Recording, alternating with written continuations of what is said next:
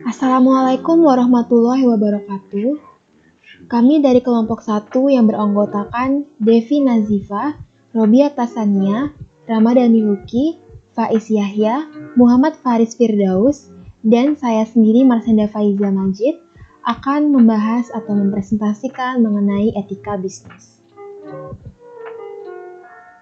Kita semua tahu bahwa dalam teknologi informasi, bisnis adalah bagian dalam perkembangan teknologi. Kemudian ada bisnis dan etika. Bisnis berfokus pada tujuan pencarian keuntungan dan sulit dicampur dengan etika. Selain itu, bisnis perlu dilandasi pertimbangan-pertimbangan yang etis untuk memperjuangkan nilai yang bersifat manusiawi. Kenapa sih etika diperlukan dalam bisnis? Karena bisnis mempertaruhkan nama, harga diri, bahkan nasib manusia yang terlibat. Kemudian, sebagai manusia, bisnis juga membutuhkan etika yang setidaknya mampu memberikan pedoman bagi pihak-pihak yang melakukannya. Etika bisnis. Apa itu etika bisnis? Etika bisnis adalah kegiatan bisnis yang makin merebak menimbulkan tantangan baru, yaitu adanya tuntutan praktik bisnis yang baik dan termasuk pada etika dalam berusaha. Menurut Richard T. DeGeorge, etika bisnis tidak hanya menyangkut penerapan prinsip etika pada kegiatan bisnis, tetapi meta-etika yang juga menyoroti apakah perilaku yang dinilai ini etis atau tidak. Prinsip-prinsip pada etika bisnis ada 5, yaitu yang pertama ada prinsip ekonomi, prinsip kejujuran, prinsip berbuat baik dan tidak berbuat jahat, prinsip keadilan, dan prinsip hormat pada diri sendiri. Yang pertama, prinsip otonomi. Manusia dapat bertindak secara bebas berdasarkan kesadaran sendiri, tapi otonomi juga memerlukan adanya tanggung jawab. Kemudian ada prinsip kejujuran. Kejujuran untuk menjamin kelanggengan sebuah kegiatan bisnis. Selain itu, ada prinsip berbuat baik dan tidak berbuat jahat. Berbuat baik atau beneficence dan tidak berbuat jahat atau non-maleficence berarti prinsip moral untuk bertindak baik kepada orang lain dalam segala bidang. Kemudian ada prinsip keadilan yang merupakan prinsip yang menuntut bahwa dalam hubungan bisnis, seseorang memperlakukan orang lain sesuai haknya, dan keseimbangan antara hak maupun kewajiban menjadi bagian terpenting dalam bisnis. Dan ada prinsip hormat pada diri sendiri, yang dimana ini mengacu pada prinsip menghargai diri sendiri, dan manusia memiliki kewajiban moral untuk memperlakukan dirinya sebagai pribadi yang memiliki nilai sama dengan pribadi lainnya. Bisnis di bidang teknologi informasi.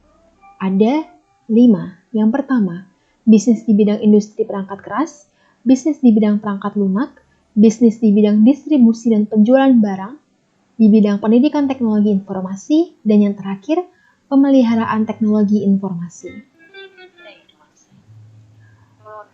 Tantangan umum yang sering ditemui bisnis di bidang TI, yang pertama, tantangan inovasi dan perubahan yang sangat cepat, tantangan pasar dan pemasaran di era globalisasi, tantangan pergaulan internasional, tantangan pengembangan sikap dan tanggung jawab pribadi, tantangan pengembangan sumber daya manusia. Paradigma teknologi manajemen.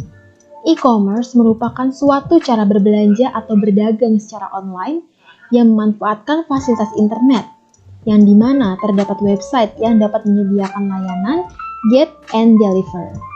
E-commerce ini nantinya akan merubah semua kegiatan marketing dan juga sekaligus memangkas biaya-biaya operasional untuk kegiatan trading atau perdagangan. Kemudian ada pengambilan keputusan dalam suatu organisasi. Yang pertama, presentasi elektronik untuk produk dan layanan, pemesanan secara langsung, otomasi akun pelanggan, dan pembayaran yang dilakukan secara langsung, serta penanganan transaksi. Keuntungan yang diperoleh dengan menggunakan transaksi melalui e-commerce bagi suatu perusahaan, di antaranya meningkatkan pendapatan, mengurangi biaya-biaya, mengurangi keterlambatan, dan mempercepat pelayanan ke pelanggan. Beberapa masalah yang dihadapi pada e-commerce yang pertama, prinsip yuridikasi dalam internet, kontrak dan transaksi elektronik, perlindungan konsumen, pemalsuan tanda tangan digital, bahkan permasalahan pajak. Kemudian ada model hukum perdagangan elektronik. Yang pertama, pengakuan secara yuridis, pengakuan tanda tangan digital, adanya pengakuan atas originalitas data message. Data message dapat memenuhi syarat pembuktian hukum. Kemudian ada pengakuan atas dokumentasi dalam data message. Baik, sekian dari kelompok 1, kurang lebihnya mohon maaf. Wassalamualaikum warahmatullahi wabarakatuh.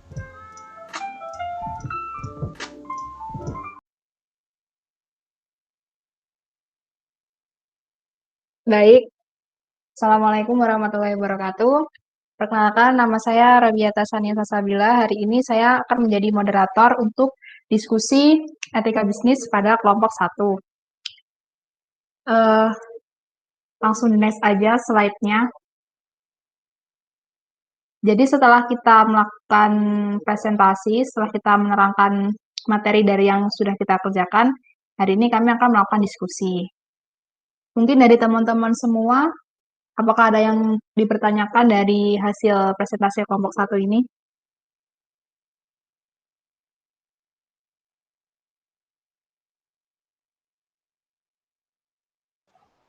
Gimana teman-teman? Oke, saya ingin bertanya. Baik, dengan Marsenda, silakan. Oke, ingin bertanya nih, kan misalnya pada suatu mall ada yang memasang harga diskon 20% dari harga barang, tapi itu sebenarnya realitanya tuh mereka tuh hanya iming-iming naikin harga dari barang tersebut sebesar 20%. Kemudian hasil akhirnya tuh adalah harga barang tersebut akan sama dengan harga aslinya. Nah, kalau dilihat-lihat kan ini termasuk melanggar ya prinsip etika bisnis, yakni etika kejujuran. Nah, itu bagaimana ya menurut uh, kalian ini gimana? Terima kasih. Baik, terima kasih atas pertanyaannya. Mungkin dari kelompok 1 langsung dijawab aja apa ditampung dulu? Langsung dijawab. Oke, baik, silahkan. Oke, aku mau coba menjawab. Jadi menurut aku ya emang benar kalau hal tersebut melanggar salah satu prinsip etika bisnis yaitu kejujuran. Dan contoh-contoh kasus tersebut itu juga sering banget kita temuin di toko-toko offline maupun online. Dan menurut aku itu tuh sama aja para pebisnis itu membodohi konsumen. Jadi ya lebih baik triknya itu buat menarik konsumen itu bikin trik lain gitu kayak buy one get one atau pemberian diskon yang notabene-nya tetap menggunakan perhitungan bisnis meskipun ya diskonnya itu sedikit gitu daripada kayak membodohi konsumen-konsumen yang lain gitu. Mungkin cukup dari aku. Oke. Nah, apakah saya boleh bertanya lagi? Bagaimana dengan kelompok 1? Apakah diperbolehkan untuk memberikan feedback lagi dari penanya? Boleh silakan. Oke, nah tadi kan saya diberikan penjelasannya ya. Nah, berarti kalau begitu apakah orang yang menjual bisnis ini atau yang menyediakan bisnis ini akan mendapatkan sebuah keuntungan gitu? Karena kan bisa saja mereka melakukan hal seperti itu ya karena itu merupakan strategi marketing mereka gitu. Soalnya kan juga tidak memungkiri ya jika suatu bisnis dilakukan dengan terlalu jujur maka juga akan sulit tuh mendapatkan keuntungan sebesar-besarnya tuh. Nah, bagaimana ya kira-kira dari jawaban kelompok 1? Terima kasih. Baik, boleh langsung dijawab. Oke, aku langsung jawab ya. Jadi tadi kan aku udah bilang kalau itu tuh melanggar prinsip kejujuran. Nah, dalam materi etika bisnis ini juga ada kan prinsip kejujuran. Jadi menurut aku ini tuh lebih baik untung sedikit tapi yang beli banyak gitu daripada untung banyak tapi hasilnya itu nggak bermanfaat gitu. Maksudnya hasilnya itu dari kayak bukan dari kejujuran gitu loh. Oh.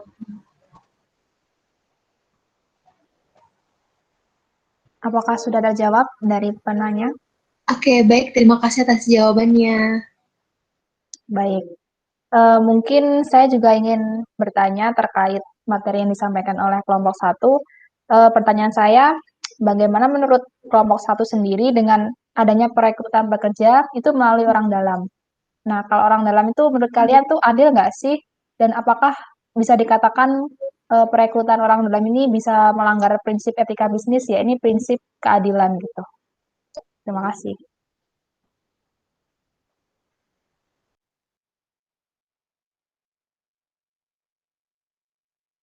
Mungkin dari kelompok satu bisa langsung dijawab atau mau ditampung dulu?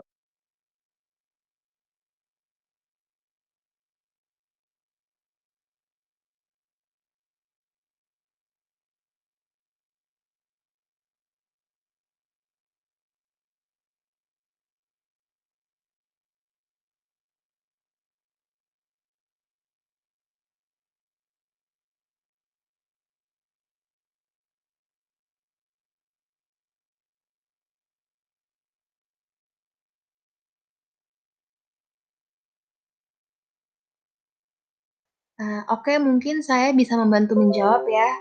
Uh, Jadi menurut saya tuh di Indonesia sendiri ya, itu tuh kasus nepotisme sendiri tuh banyak banget kita temui. Bahkan dapat dikatakan hal yang udah awam lah di dunia bisnis. Jadi kalau menurut saya sendiri sih tidak ada salahnya sih melakukan hal tersebut. Tapi ya balik lagi ke perusahaan tuh. Jadi mereka harus bisa merekrut pekerja yang sesuai dengan requirement-nya gitu. Jangan sampai nanti udah direkrut tapi tidak kompeten dan malah memiliki privilege tinggi sehingga dapat masuk dengan mudah ke perusahaan daripada calon pekerja yang lain yang notabene-nya memiliki hak yang sama. Seperti itu sih. Baik, sudah terjawab. Terima kasih atas jawabannya. Mungkin teman-teman lain ada yang ditanyakan lagi atau didiskusikan lagi terkait materi dari kelompok satu.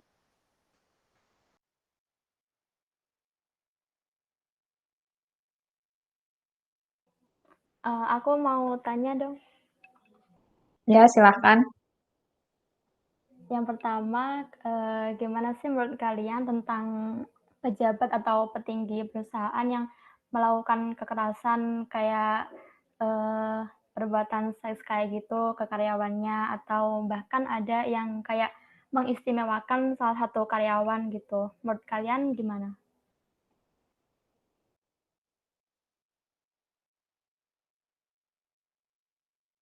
Baik, mungkin dari kelompok satu bisa dijawab.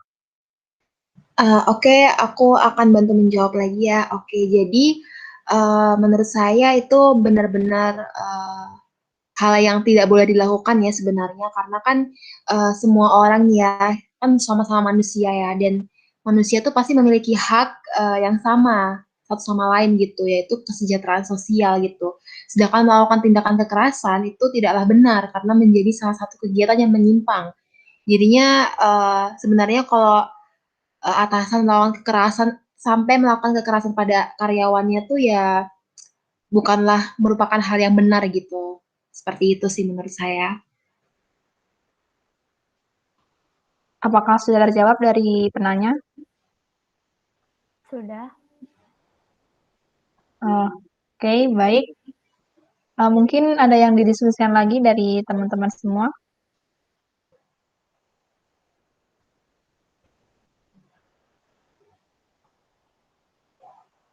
Mungkin aku mau tanya terakhir ya. Baik, silahkan.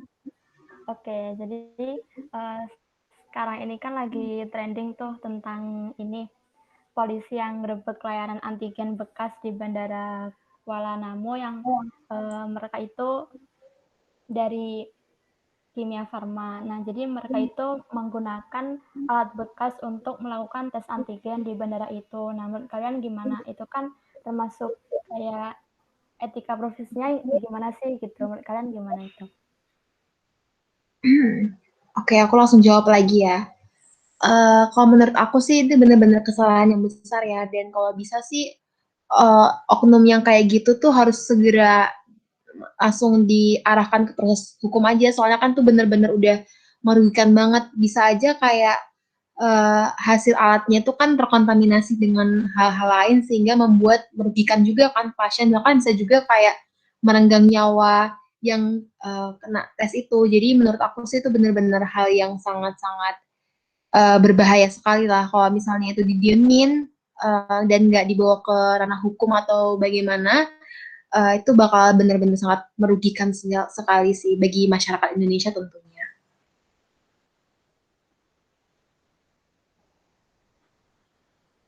Baik, apakah mungkin sudah terjawab dari penanya? Oke, sudah. Terima kasih. Uh, Mungkin karena tadi sudah menjadi pertanyaan terakhir dari teman-teman semua, untuk diskusi kali ini bisa saya akhiri. Uh, Baik, terima kasih untuk kelompok 1 atas presentasi materinya dan diskusinya. Mohon maaf apabila ada kesalahan dari saya sendiri dan teman-teman semua. Wassalamualaikum warahmatullahi wabarakatuh. Waalaikumsalam warahmatullahi wabarakatuh.